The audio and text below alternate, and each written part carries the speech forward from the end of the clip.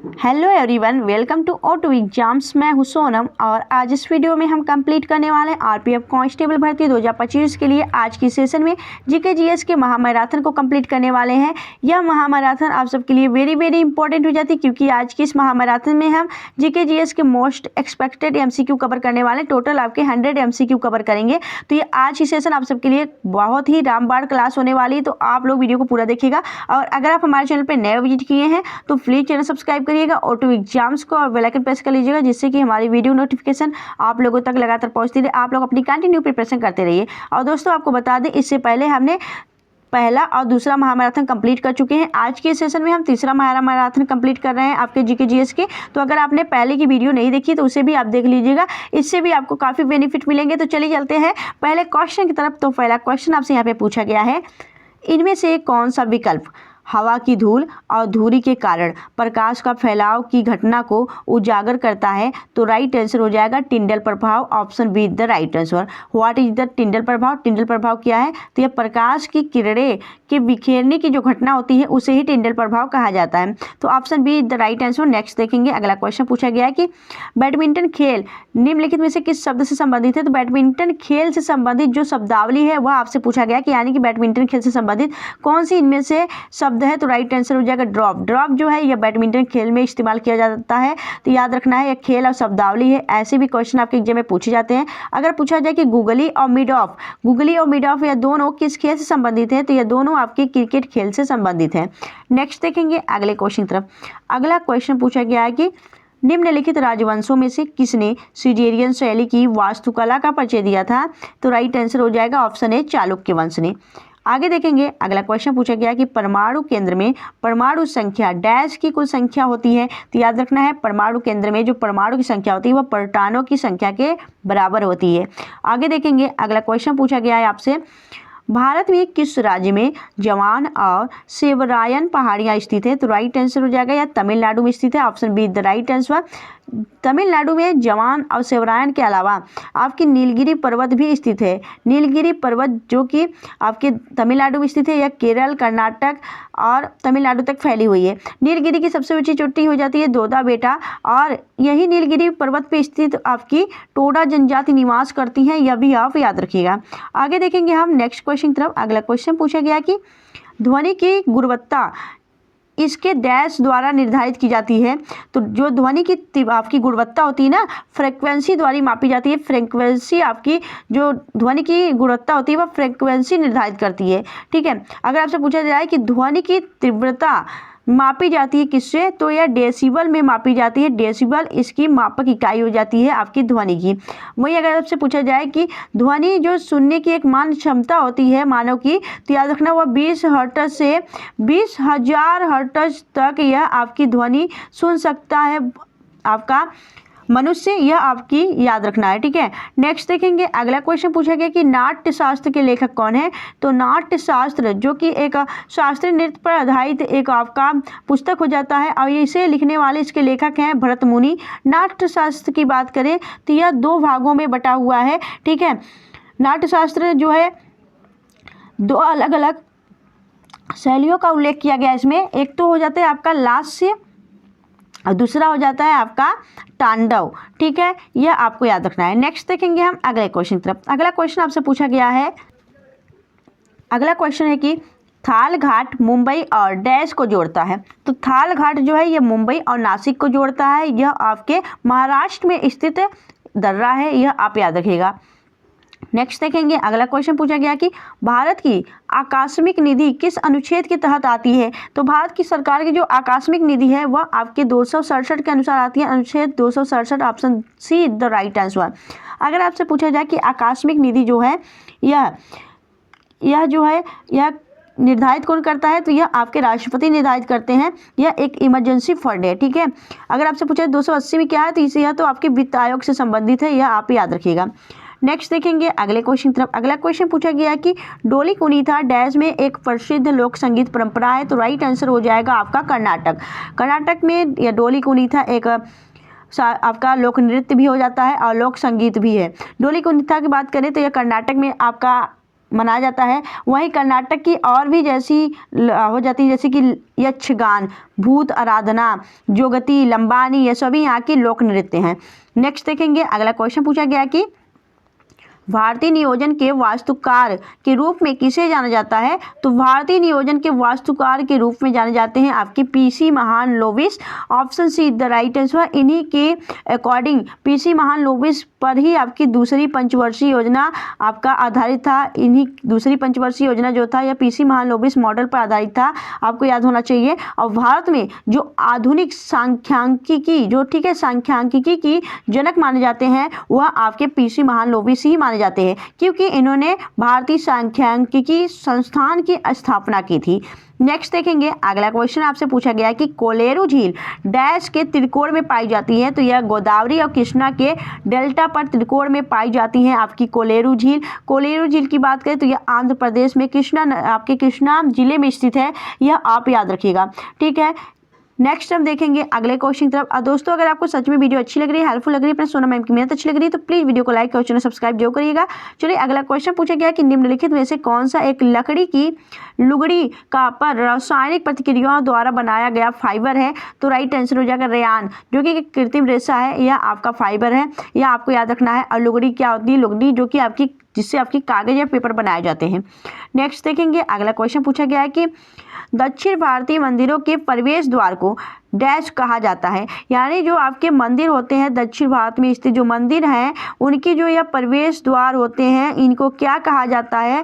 तो इनको ही आपका गोपुर कहा जाता है। Gopur option see the right answer. या कई बार एग्जाम में क्वेश्चन पूछा गया है, वेरी वेरी इंपॉर्टेंट है। अगर आपसे पूछा जाए कि जो दक्षिण भारत की मंदिरें हैं वह किस शैली में बनी हुई हैं, तो यह द्रविड़ शैली में बनी हुई मंदिरें हैं, इन्हें आप याद रखिएगा।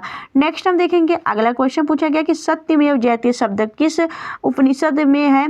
तो यह मुंडक उपनिषद से लिया गया सत्यमेव जयते। सत्यमेव जयते का अर्थ है कि सत्य की ही सदैव जीत होती है, यह आपको याद रखना है। वहीं अगर आपसे पूछा जाए कि जो यह आपका मुंडक उपनिषद है, यह ऋग्वेद से लिया गया आपका सत्यमेव जयते। और अगर आपसे पूछे सत्यमेव जयते को राष्ट्रीय वाक्य कब घोषित किया गया था, राष्ट्रीय आदर्श वाक्य, तो यह आपको याद होना चाहिए 26 जनवरी 1950 को सत्यमेव जयते को आपका राष्ट्रीय आदर्श वाक्य घोषित किया गया, यह आप याद रखिएगा। नेक्स्ट हम देखेंगे, अगला क्वेश्चन पूछा गया कि ओलंपिक पदक विजेता नीरज चोपड़ा किस खेल से संबंधित हैं?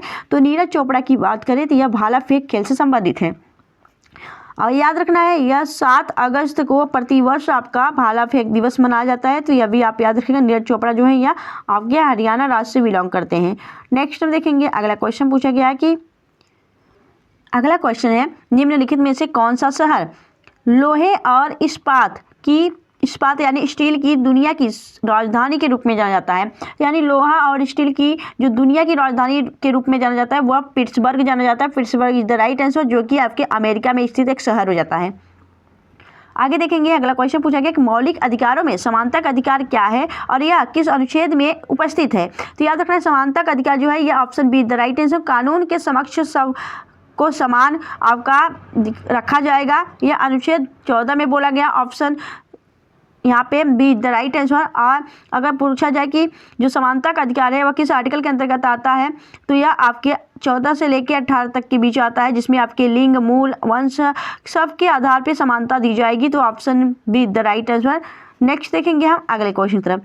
अगला क्वेश्चन आपसे पूछा गया है कि लाल मिट्टी का रंग डैश के कारण होता है? तो लाल मिट्टी का जो लाल रंग होता है ना वह फेरिक एसिड या फिर फेरिक ऑक्साइड, ठीक है, तो फेरिक ऑक्साइड के द्वारा होता है, ऑप्शन सी आपका सी द राइट आंसर, जिसे हम आपका आयरन ऑक्साइड भी कहते हैं, ठीक है, क्या कहते हैं? तो आयरन ऑक्साइड, ठीक है, और फेरिक ऑक्साइड, ये दोनों आपको याद रखना है। नेक्स्ट हम देखेंगे, अगला क्वेश्चन पूछा गया है कि वास्तुकला में पंचायतन शैली डैश शब्द से संबंधित है? तो वास्तुकला में जो पंचायतन शैली है यह मंदिर से संबंधित है, क्योंकि मंदिर की बात करें तो मंदिर आपका 3 शैलियों में बनता है। कौन कौन से? एक तो आपका पंचायतन शैली, दूसरा द्रविड़ शैली और तीसरा आपका यहाँ पे याद रखना है आपका नागर शैली, ठीक है। यह 3 जो शैलियां हैं वह मंदिर से जुड़ी हुई शैलियां हैं, इन्हें आप याद रखिएगा। नेक्स्ट हम देखेंगे, अगला क्वेश्चन पूछा गया कि खजुराहो में कंदरिया महादेव मंदिर भगवान को समर्पित है, तो किस भगवान को समर्पित है, यह आपसे पूछा गया है। तो खजुराहो में स्थित जो कंदरिया महादेव मंदिर है वह भगवान शिव को समर्पित है, यह आपको याद रखना है। यह जो खजुराहो मंदिर है ना, वह खजुराहो में कई मंदिरें थी, ठीक है। खजुराहो जो आपका है मध्य प्रदेश के अंदर, उसमें कई मंदिरें थे, लेकिन अब वर्तमान में कुल 25 ही मंदिर बचे हुए हैं, यह भी आप याद रखिएगा, ठीक है। और अगर आपसे पूछा जाए कि जो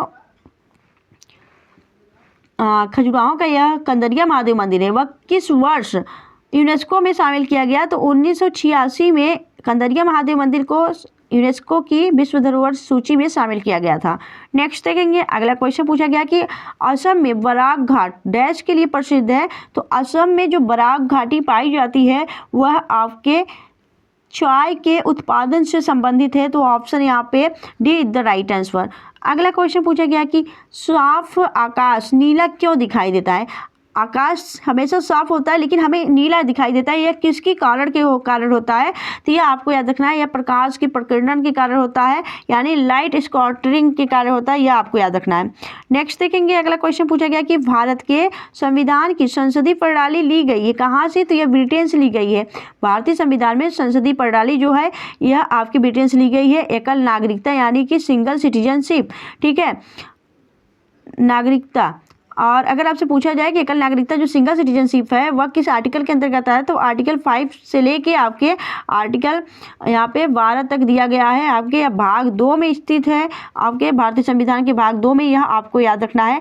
और जो ये एकल नागरिकता है और भारत में जो संविधान संशोधन की प्रक्रिया, यह दोनों आपके ब्रिटेन से लिया गया है, option be the right answer. Next हम देखेंगे अगले क्वेश्चन की तरफ।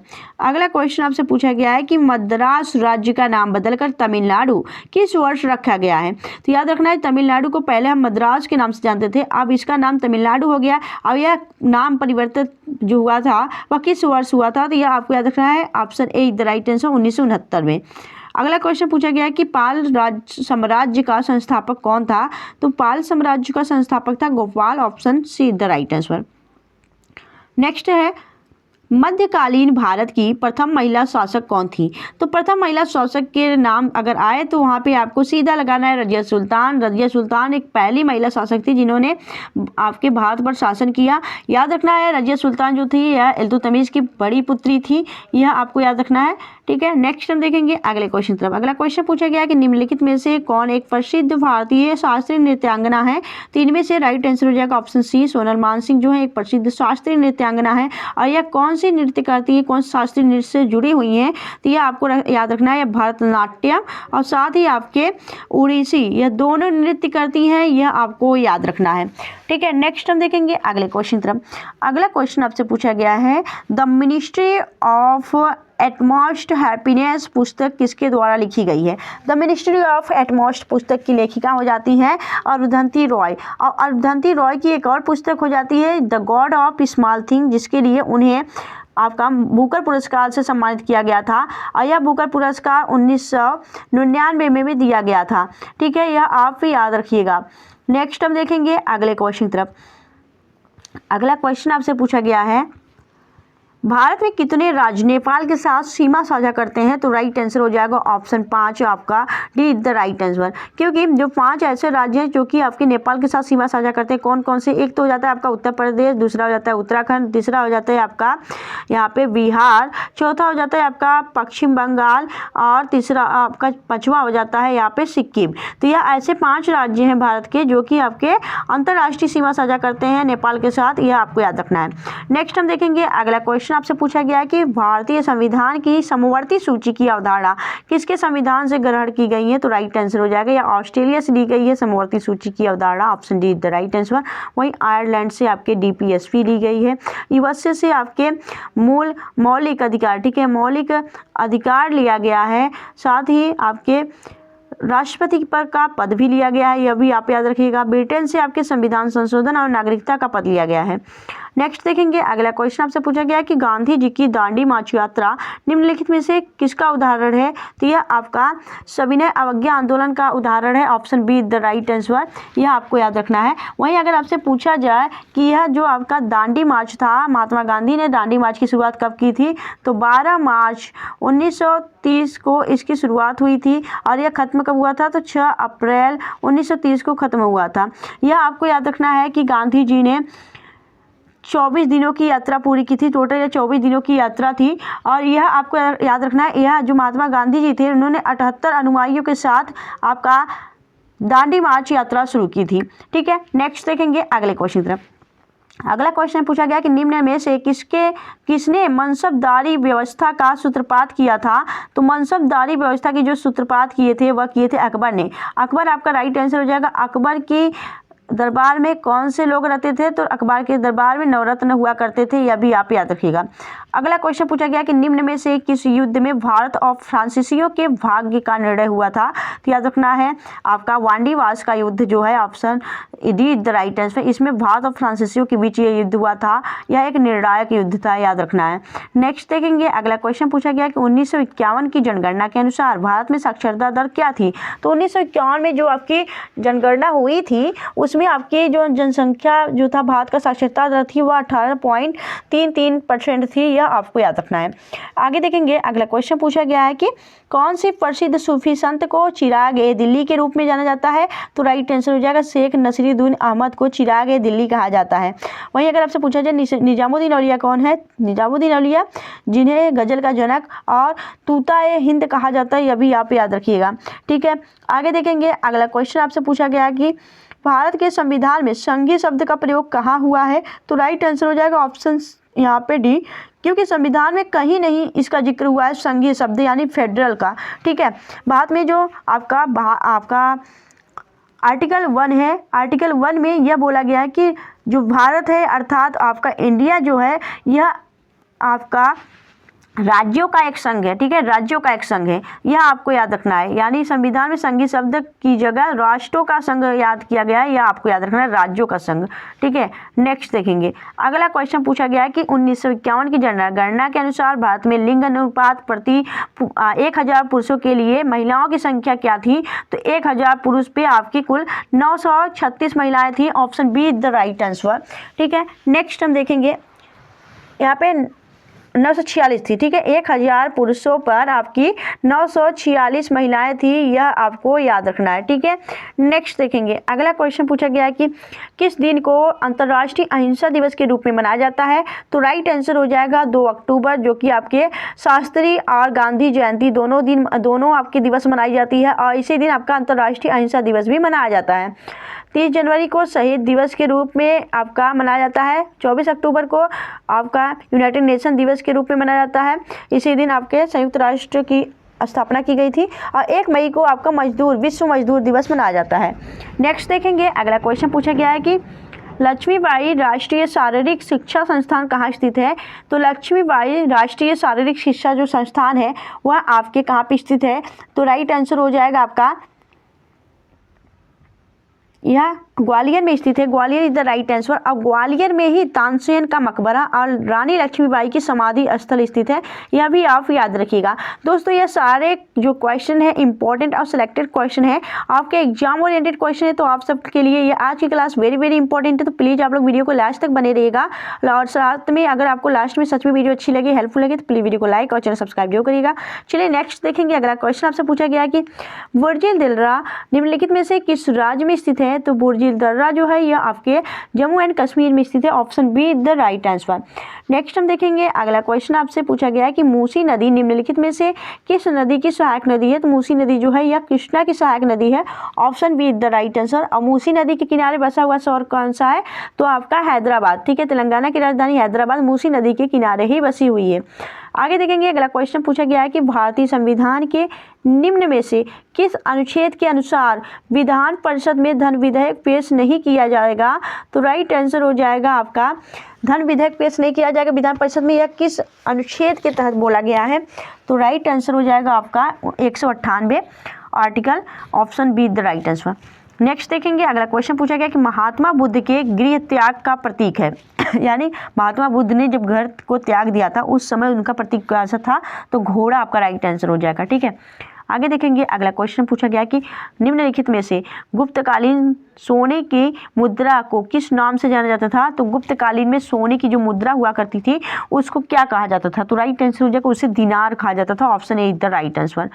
आगे देखेंगे, अगला क्वेश्चन पूछा है कि लोधी वंश का अंतिम शासक कौन था, तो इब्राहिम लोधी लोधी वंश का अंतिम शासक था। वहीं लोधी वंश की स्थापना बहलोल लोधी ने की थी। ठीक है, स्थापना बहलोल लोधी ने की थी, यह आपको याद रखना है। नेक्स्ट देखेंगे, अगला क्वेश्चन आपका दिया गया है कि दक्षिण में निम्नलिखित में से किसके शासन में मुगल साम्राज्य तमिल राज्य क्षेत्र तक फैला हुआ था, तो दक्षिण में जब निम्नलिखित में से किसके शासनकाल में मुगल साम्राज्य तमिल राज्य क्षेत्र तक फैला हुआ था, तो यह औरंगजेब के शासनकाल में हुआ था। यह आपको याद रखना है। औरंगजेब जिन्होंने गुरु तेग बहादुर की हत्या की थी, तेग बहादुर आपके सिख के 9वें गुरु थे। इन्होंने अपना धर्म परिवर्तन नहीं किया, इसके लिए इन्हें मृत्यु दे दिया गया औरंगजेब के द्वारा, यह आपको याद रखना है।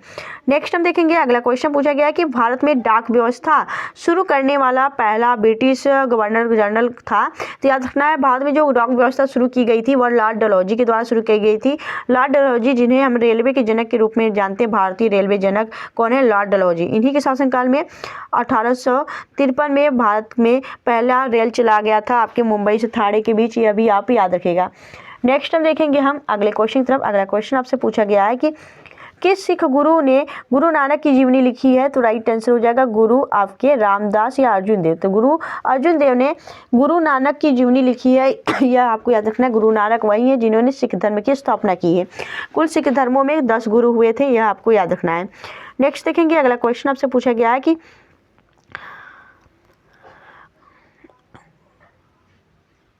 1936 में भारतीय राष्ट्रीय कांग्रेस द्वारा संविधान सभा के गठन की मांग कहाँ अधिवेशन में की गई थी, तो 1936 में भारतीय राष्ट्रीय कांग्रेस का जो आपका अधिवेशन हुआ था उस समय संविधान सभा के गठन की मांग की गई थी। यह कौन से अधिवेशन में मांग की गई, यह आपसे पूछा जा रहा है, तो राइट आंसर हो जाएगा यह आपका लखनऊ अधिवेशन था। ऑप्शन यहाँ पे इज द राइट आंसर। आगे देखेंगे, नेक्स्ट है कि निम्नलिखित में से किसके द्वारा भारतीय संविधान की वकीलों का स्वर्ग कहा गया है, तो भारतीय संविधान को वकीलों का स्वर्ग कौन बोले हैं इनमें से, तो यहाँ पे याद रखना है ग्रेनविले ऑस्टिन के द्वारा यह शब्द कही गई है या उक्ति कही गई है। नेक्स्ट हम देखेंगे दोस्तों, अब तक हमने 50 यहाँ पे जीके जीएस के क्वेश्चन कंप्लीट कर चुके हैं। अब हम आगे चलेंगे नेक्स्ट 51 क्वेश्चन आपका है कि भारत के संविधान में किस देश के संविधान से संबंधित भारत के संविधान में किस देश के संविधान से राष्ट्रपति पर महाभियोग लगाने का प्रावधान लिया गया है, तो राइट आंसर हो जाएगा या अमेरिका के संविधान से आपका महाभियोग प्रक्रिया लाई गई है, या राष्ट्रपति पर महाभियोग की प्रक्रिया आर्टिकल 61 के द्वारा लगाई जाती है। अब तक भारत के किसी भी राष्ट्रपति पर महाभियोग नहीं लगाया गया है।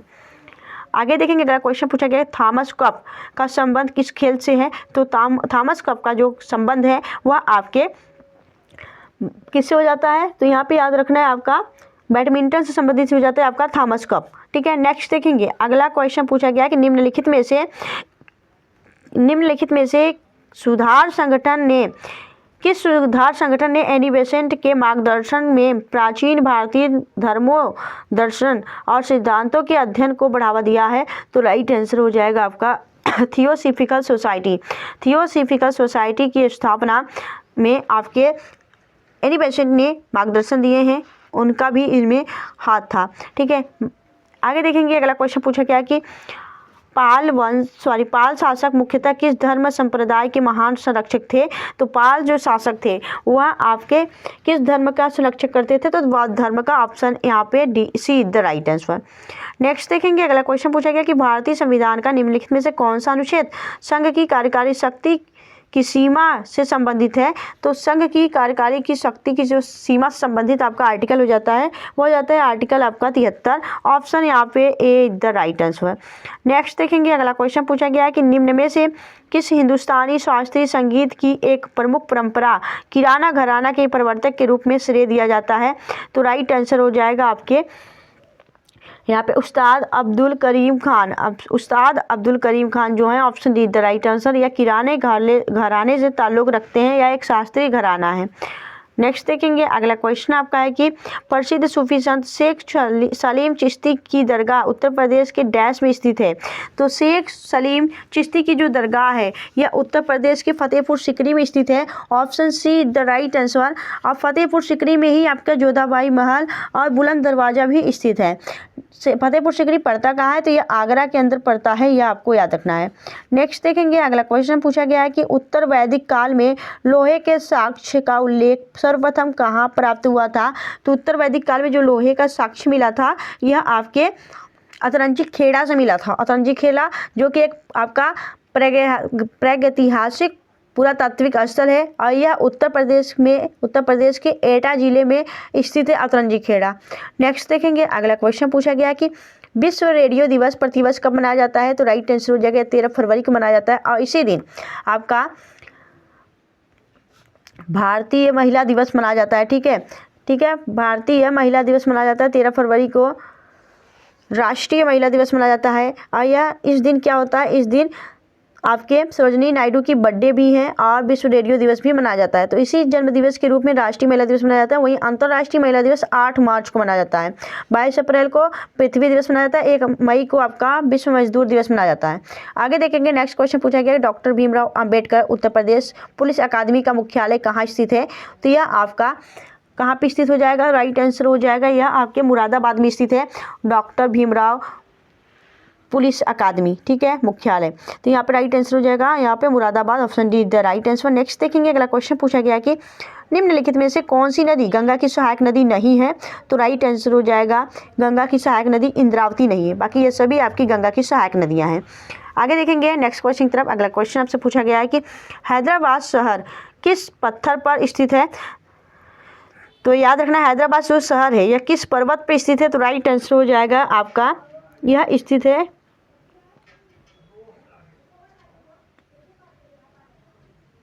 ठीक है, यह कहाँ पे स्थित है।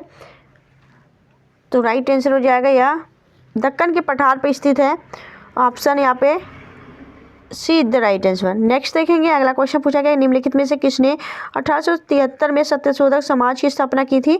तो ज्योतिबा बाई फुले। ठीक है, ज्योतिबा फुले जो है इन्होंने सत्यशोधक समाज की स्थापना 1873 में की थी। और इनकी एक पुस्तक हो जाती है गुलामगिरी, यह भी वेरी वेरी इंपॉर्टेंट पुस्तक है, इन्हें यहाँ पे याद रखिएगा गुलामगिरी। नेक्स्ट है आपका क्वेश्चन संक्षिप्त नाम सोनार का अर्थ है ध्वनि नेविगेशन रेजिंग। ठीक है, ध्वनि नेविगेशन रेजिंग जो है यह सोनार का अर्थ हो जाता है। नेक्स्ट देखेंगे अगला क्वेश्चन पूछा गया कि राज्य के राज्यपाल की नियुक्ति किसके द्वारा की जाती है। तो राज्य के राज्यपाल की नियुक्ति आपके राष्ट्रपति द्वारा की जाती है। और किस आर्टिकल के अनुसार की जाती है यह आपने बताना है। तो याद रखना है जो राज्यपाल की नियुक्ति हो जाती है वह राष्ट्रपति करते हैं, यह आर्टिकल आपके 155 के तहत की करते हैं। तो ऑप्शन 155 आपका राइट आंसर हो जाएगा। नेक्स्ट देखेंगे अगले क्वेश्चन की तरफ। अगला क्वेश्चन आपसे पूछा गया कि अजंता की भित्ति चित्रों में निम्नलिखित में से किस विशेषता का प्रस्तुत किया गया है। तो अजंता की जो गुफाएं हैं उसमें कई चित्र बनाए गए हैं, जो आपके चित्रों का उल्लेख किया गया है वह उल्लेख जो विशेषता है वह किसको आपका प्रस्तुत किया गया है यह आपने बताना है। तो राइट आंसर हो जाएगा यह प्रस्तुत किया गया है आपके बुद्ध के उपदेशों को। तो ऑप्शन यहाँ पे option be the right answer. Next देखेंगे अगले क्वेश्चन की तरफ। अगला क्वेश्चन आपका है कि निम्नलिखित में से किस नहर मार्गदर्शन निम्नलिखित में से किस नहर मार्ग के माध्यम से सर्वाधिक अंतर्राष्ट्रीय व्यापार हो रहा है। तो याद रखना है आपका स्वेज नहर, option be the right answer, क्योंकि जो स्वेज नहर है इससे आपके कई सर्वाधिक अंतर्राष्ट्रीय व्यापार हो रहे हैं। स्वेज नहर जो है यह मिस्र में पड़ता है, यह मिस्र के अकॉर्डिंग है। और याद रखना है जो यह स्वेज नहर है यह भूमध्य सागर और लाल सागर को जोड़ती है, यह भी आप याद रखिएगा। नेक्स्ट देखेंगे अगले क्वेश्चन की तरफ। अगला क्वेश्चन आपसे पूछा गया है, अगला क्वेश्चन है कि दिल्ली सल्तनत काल में भूमापन यानी भूमि मापने की प्रयुक्त पद को क्या कहा जाता था, तो याद रखना है उसे कहा जाता था मजाहत। ठीक है, मसाहत भूमि मापने के लिए जो प्रयुक्त पद था उसे मसाहत कहा जाता था। Option see the right answer. अगला क्वेश्चन पूछा गया कि भारत में मथुरा कला शैली का आरंभ किसके द्वारा किया गया था, तो यह कुषाण द्वारा किया गया था। और कुषाण वंश के जो सबसे प्रतापी शासक थे उन्होंने अपनी राजधानी मथुरा कब बनाई थी, तो यह मथुरा उनकी दूसरी राजधानी थी, यह भी याद रखिएगा। कुषाण वंश का सबसे प्रतापी शासक था कनिष्क, जिन्होंने अपनी दूसरी राजधानी मथुरा को बनाई थी। कुषाण वंश की स्थापना कुडुल कुछ विशेष ने की थी। नेक्स्ट देखेंगे, अगला क्वेश्चन पूछा गया कि दिल्ली सल्तनत का प्रमुख बनने वाला एकमात्र धर्मांतरित भारतीय मुसलमान कौन था, तो राइट आंसर हो जाएगा आपका नसरुद्दीन खुसरो शाह। नेक्स्ट देखेंगे, अगला क्वेश्चन आपका है कि निम्नलिखित में से कौन सा बांध हिमाचल प्रदेश में बनाया गया, तो राइट आंसर हो जाएगा भाखड़ा नागल बांध। यह हिमाचल प्रदेश में स्थित है, यह आपको याद रखना है। नेक्स्ट देखेंगे, अगला क्वेश्चन पूछा गया कि निम्नलिखित में से कौन सा क्षेत्र भारतीय अर्थव्यवस्था में सर्वाधिक श्रम साध्य क्षेत्र है, तो याद रखना है कृषि। ठीक है, भारतीय अर्थव्यवस्था में सर्वाधिक जो श्रम साध्य क्षेत्र है वह कृषि है, यह आपको याद रखना है, क्योंकि जो भारत है वह आपका एक कृषि प्रधान देश है। नेक्स्ट देखेंगे, अगला क्वेश्चन आपसे पूछा गया वाजिद अली शाह को नज़रबंद करके किस स्थान पर रखा गया था, तो यह आपके कोलकाता के अंदर रखा गया था। Who is the Wajid Ali Shah. Wajid Ali Shah कौन थे, तो वाजिद अली शाह आपके लखनऊ और अवध के नवाब थे। ठीक है, और यह लखनऊ अवध के 10वें नवाब थे, यह भी आप याद रखिएगा। नेक्स्ट देखेंगे, अगला क्वेश्चन पूछा गया है कि निम्नलिखित में से किस भारतीय राज्य में एक सजनी राज्य विधायिका है, तो राइट आंसर हो जाएगा, यह कहाँ पे है, निम्नलिखित में से भारतीय राज्य में एक राज्य विधायिका है, सृजनी राज्य विधायिका कहाँ पे है, तो यह आपका राइट आंसर हो जाएगा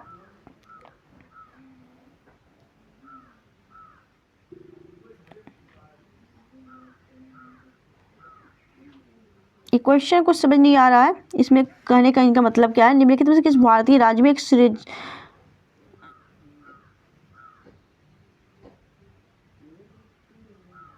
ठीक है, एक क्वेश्चन हम स्किप कर रहे हैं, इसमें कुछ क्लियर नहीं समझ में आ रहा बोला क्या क्या क्वेश्चन में। ठीक है, नेक्स्ट देखेंगे, अगला क्वेश्चन पूछा गया कि निम्नलिखित में से विश्व की सबसे पुरानी जनजाति कौन सी है, तो सबसे पुरानी जनजाति आपकी जरवा जनजाति, क्योंकि यह आपसे पूछा गया विश्व की सबसे पुरानी जनजाति जरवा जनजाति। वहीं टोडा जनजाति तो यह नीलगिरी पर्वत पे है। भील जनजाति जो है यह भारत की सबसे बड़ी जनजाति है। ठीक है, सबसे बड़ी जनजाति है, यह आप याद रखिएगा भील जनजाति। वहीं जो गोंड जनजाति है यह दूसरी सबसे बड़ी जनजाति है भारत की। ठीक है, नेक्स्ट देखेंगे, अगला क्वेश्चन पूछा गया कि निम्नलिखित में से कौन सी पंचवर्षीय योजना का उद्देश्य गरीबी उन्मूलन तथा आत्मनिर्भरता थी, तो राइट आंसर हो जाएगी 5वीं पंचवर्षीय योजना। और 5वीं पंचवर्षीय योजना का जो आपका डेट था कब से कब तक, 1974 से लेके 1978 तक यह आपकी 5वीं पंचवर्षीय योजना चलाई गई थी। नेक्स्ट देखेंगे, अगला क्वेश्चन पूछा गया है कि आंध्र प्रदेश में स्थित कोलेरू झील को किस वर्ष रामसर स्थल में घोषित किया गया था, 2002 आपका राइट आंसर हो जाएगा। और आंध्र प्रदेश में स्थित जो कोलेरू झील है ना, यह आपके कृष्णा जिले में स्थित है और यह मीठे पानी की झील है। ठीक है, और यह एक अंडाकार शेप में बना हुआ झील है, यह भी आप याद रखिएगा। नेक्स्ट देखेंगे, बेल्लोर पक्षी अभ्यारण्य भारत के किस राज्य में स्थित है, तो यह तमिलनाडु में स्थित है, बेल्लोर पक्षी अभ्यारण्य। नेक्स्ट है आपका कुंचिकल जलप्रपात भारत के किस राज्य में स्थित है, तो कुंचिकल जलप्रपात भारत के कर्नाटक राज्य में स्थित है। यह कर्नाटक राज्य में कुंचिकल जलप्रपात वराही नदी पे बना हुआ है, वराही नदी पर, और यह भारत का सबसे बड़ा आपका जलप्रपात हो जाता है, सबसे ऊंचा जलप्रपात। नेक्स्ट देखेंगे, अगला क्वेश्चन आपसे पूछा गया कि निम्नलिखित में से कौन सा शब्द फलों के उत्पादन से संबंधित है, तो राइट आंसर हो जाएगा पोमोकल्चर जो है यह फलों के उत्पादन से संबंधित है। सेरीकल्चर जो है यह रेशम उत्पादन से संबंधित है। वर्मी कल्चर केचुआ पालन से संबंधित है। वर्टिकल्चर जो है विटीकल्चर यह आपके अंगूर पालन से संबंधित है। तो option see the right answer. Next देखेंगे, अगला क्वेश्चन पूछा गया कि निम्नलिखित में से कौन सी क्रांति कृषि क्रांति नदी जोड़ो परियोजना से संबंधित है, तो राइट आंसर हो जाएगा यहाँ पे अमृत क्रांति। अमृत क्रांति जो है यह नदी जोड़ो परियोजना से संबंधित है। वहीं बादामी क्रांति आपके मसाला उत्पादन से संबंधित हो जाती है। सुनहरी क्रांति रेशा उत्पादन से संबंधित हो जाती है और श्वेत क्रांति आपके अंडा उत्पादन से संबंधित है। नेक्स्ट देखेंगे, अगला क्वेश्चन आपसे पूछा गया कि निम्नलिखित में से अफ्रीकी देश अंगोला किस की राजधानी कौन सी है? तो अफ्रीका की देश है आपका अंगोला, और अंगोला की राजधानी आपसे पूछा जा रहा है। तो राइट आंसर हो जाएगा कैपिटल ऑफ अंगोला, तो यहाँ राइट आंसर हो जाएगा लुआंडा। ठीक है, Luanda is the capital of Angola. Next देखेंगे अगले क्वेश्चन तरफ। अगला क्वेश्चन आपसे पूछा गया है कि वेनेजुएला में स्थित विश्व की सबसे ऊंची वाटरफॉल्स एंजल फॉल्स किस नदी पर स्थित है? तो यह कैरो नदी पे बनी हुई है। यह option A is the right answer.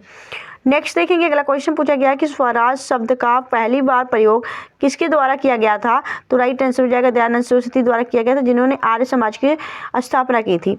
Next देखेंगे अगला क्वेश्चन पूछा गया है कि भारत में किस वायसराय द्वारा अलीगढ़ में मुस्लिम एंग्लो प्राच्य विश्वविद्यालय की स्थापना की गई थी? तो राइट आंसर हो जाएगा लॉर्ड लिंटन द्वारा। Option A is the right answer. ठीक है, नेक्स्ट हम देखेंगे अगले क्वेश्चन तरफ। अगला क्वेश्चन पूछा गया है कि निम्नलिखित में से तुलुव वंश का अंतिम शासक कौन था? तो राइट आंसर हो जाएगा सदाशिव। सदाशिव तुलुव वंश का अंतिम शासक था। आगे देखेंगे नेक्स्ट है कि निम्नलिखित में से जैन धर्म के त्रिरत्नों में से एक नहीं है? तो राइट आंसर हो जाएगा आपका साम्यवाचक। लेकिन जो आपके जैन धर्म में उनमें 3 रत्नों में से आपके यह है कि सम्यक दर्शन, सम्यक ज्ञान, सम्यक आचरण, यह 3 है, लेकिन सम्यक वचन जो है यह नहीं है। नेक्स्ट देखेंगे अगला क्वेश्चन पूछा गया, निम्नलिखित में से सैंधव सभ्यता के लोग यातायात के लिए इस्तेमाल करते थे? तो सभ्यता जो आपका सैंधव सभ्यता है ना, यानी कि सिंधु नदी के किनारे पनपी हुई सभ्यता को ही सैंधव सभ्यता कहा जाता है। और यह लोग थे सिंधु सभ्यता के लोग, यह आपके यातायात के लिए सभी का इस्तेमाल करते थे, उपयोग सभी, यानी कि 2 पहियों वाली बैलगाड़ी का, 4 पहियों वाली बैलगाड़ी का और भैंस की गाड़ी, ये सब का इस्तेमाल करते थे लोग। नेक्स्ट देखेंगे अगला क्वेश्चन आपसे पूछा गया है कि चीनी यात्री फायान चंद्रगुप्त मौर्य द्वितीय के शासनकाल में भारत आया था, यह किस वंश से संबंधित है? तो चंद्रगुप्त द्वितीय जो थे, जिन्होंने विक्रमादित्य की उपाधि धारण की थी, यह आपके गुप्त वंश के शासक थे। ठीक है, आपको यहाँ पे 2 क्वेश्चन के आंसर मिल चुके हैं कि चीनी यात्री जो फायान आया था यह चंद्रगुप्त मौर्य यानी कि विक्रमादित्य के शासनकाल में आया था, और यह जो विक्रमादित्य थे यह आपके गुप्त वंश से संबंधित थे, यह भी आप याद रखिएगा। नेक्स्ट हम देखेंगे अगले क्वेश्चन से। अगला क्वेश्चन पूछा गया कि विश्व प्रसिद्ध विश्वविद्यालय नालंदा विश्वविद्यालय की स्थापना किसके द्वारा की गई थी? तो राइट आंसर हो जाएगा नालंदा विश्वविद्यालय की स्थापना कुमारगुप्त ने की थी। Option be the right answer. ये सारे क्वेश्चन वेरी वेरी इंपॉर्टेंट है। आज के क्वेश्चन में हमने 90 क्वेश्चन कंप्लीट कर लिए। आगे चलते हैं और भी 10 क्वेश्चन कंप्लीट करते हैं, तो टोटल आपके 100 क्वेश्चन कंप्लीट करने वाले हैं। तो यह महामैराथन आप सबके एग्जाम के लिए वेरी वेरी इंपॉर्टेंट है। प्लीज़ इस क्लास को आप लोग स्पीड बढ़ाकर देख लीजिएगा।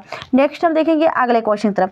अगला क्वेश्चन आपसे पूछा गया है कि द लास्ट सफर और मोनालिसा नामक अमर चित्रों की रचयिता कौन है? तो राइट आंसर हो जाएगा लियोनार्दो दा विंची, जो कि इटली के एक प्रसिद्ध चित्रकार हैं।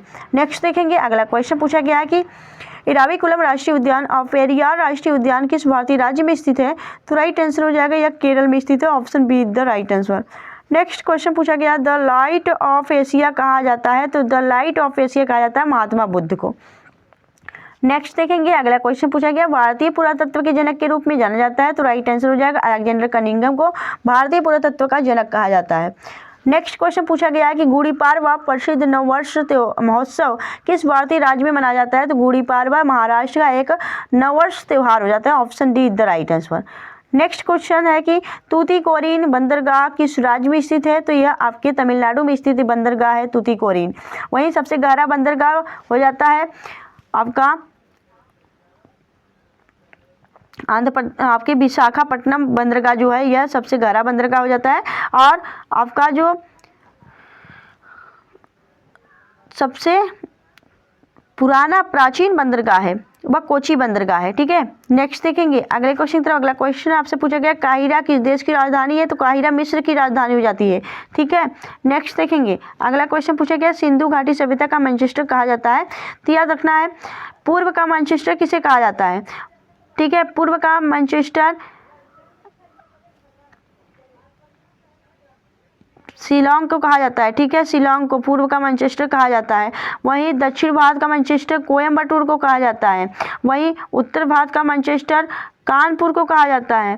ठीक है, और भारत का मैनचेस्टर अहमदाबाद को कहा जाता है। और वैसे ही सिंधु घाटी सभ्यता का मैनचेस्टर लोथल को कहा जाता है, यह भी याद रखिएगा। नेक्स्ट क्वेश्चन है आपका नेताजी सुभाष चंद्र बोस अंतर्राष्ट्रीय हवाई अड्डा कहाँ स्थित है? तो यह आपके कोलकाता में स्थित है, कोलकाता पश्चिम बंगाल के अंदर। नेक्स्ट क्वेश्चन पूछा गया कि भारत का प्रथम रेलवे विश्वविद्यालय किस भारतीय राज्य में स्थित है? तो भारत का जो प्रथम रेलवे विश्वविद्यालय है यह बड़ौदा गुजरात के अंदर स्थित है। Option be the right answer. वहीं अगर आपसे पूछा जाए कि रेलवे अनुसंधान संस्थान कहाँ स्थित है? तो यह आपके नई दिल्ली में स्थित है। तो यह सभी क्वेश्चन आप सबके लिए इंपॉर्टेंट क्वेश्चन है। तो यह आज की 100 क्वेश्चन का महामैराथन आज की क्लास आपको कैसा लगा प्लीज़ आप हमें कमेंट करके जरूर बताइएगा। अगर आपको सच में वीडियो अच्छी लगी, वो हेल्पफुल लगी तो प्लीज़ वीडियो को लाइक करिएगा, चैनल सब्सक्राइब करिएगा और कोई भी प्रॉब्लम है हमें कमेंट करके जरूर बताइएगा। मिलेंगे आपसे नेक्स्ट वीडियो में ऐसी बेस्ट करने के साथ। तब तक के लिए bye bye and thanks for watching, keep smiling. Thank you.